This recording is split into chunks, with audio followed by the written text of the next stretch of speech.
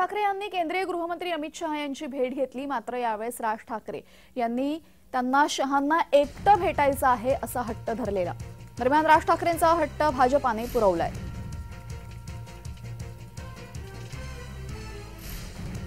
नेमकं काय घडलं होतं पाहूयात। दिल्लीत जाण्याआधी फडणवीस आणि राज ठाकरे यांच्यात मुंबईत 3 वेळा बैठका झाल्या।